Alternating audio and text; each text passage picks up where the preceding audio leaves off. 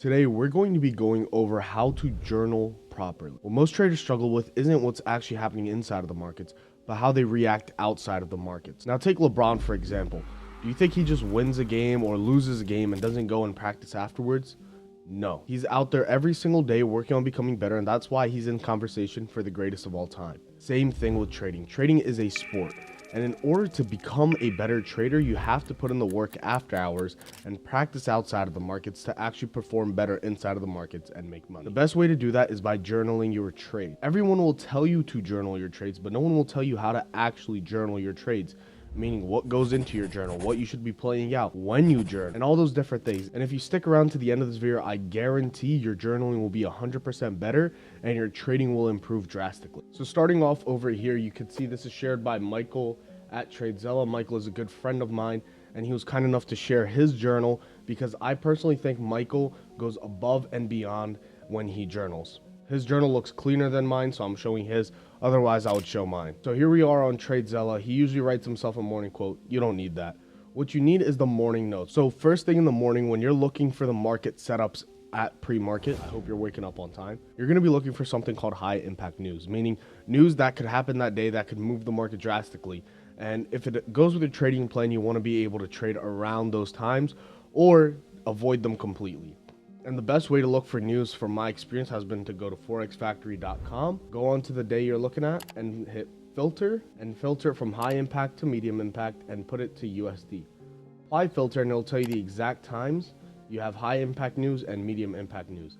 So you can see on Tuesday we have high impact news at 2 p.m., which is FOMC meeting minutes. And since I don't like to trade news, I'll be taking 2 p.m. off and I probably won't even trade that. And that's something that should go in your morning notes. Anything and everything that is a catalyst to the market should be going into your morning notes so you know exactly what to watch out for when the time comes. Your second is what everyone tells you to make, and that's your game plan.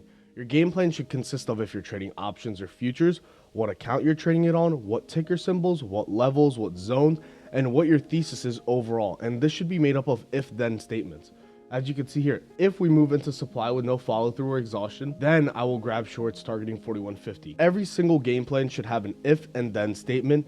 This way you have a reasoning for your play. If it doesn't include an if then statement, then it shouldn't be there at all. And make sure you include pictures of the charts so when you're going back to journal and review your trades, you could actually see what you were seeing and what you could have done better, what you could have done worse, and how to fix that going on into the next day. So you can see here, Michael wrote down his game plan, and he had supply and demand zones drawn out, and his key levels, and he had all the pictures there, very neat and organized, making sure it's very easy to go back and look at it. And then throughout the day, every 30 minutes to an hour or so, when you're trading, you want to be doing your daily check-ins.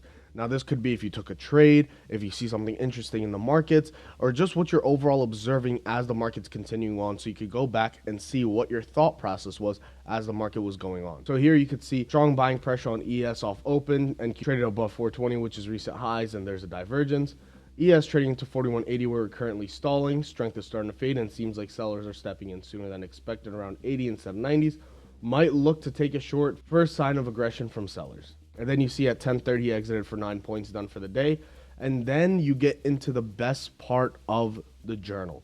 You get into the daily recap. You look at what happened throughout the day and you see what you could have done better, what you could have done worse, and you include pictures and annotations of your chart so you can see what the market is actually showing. I know a lot of you guys half-ass your journals and you don't post pictures, you don't post anything. All you do is just write down above or below this, I'll take this. No wonder you're losing money trading. What you should have is everything annotated, clear details of what you're planning out, daily check-ins, and then going back, and most importantly, having pictures of everything. You're telling me you're going to remember all the charts because you said, oh, market went up to 4180 and I saw sellers. Show the sellers on the tape.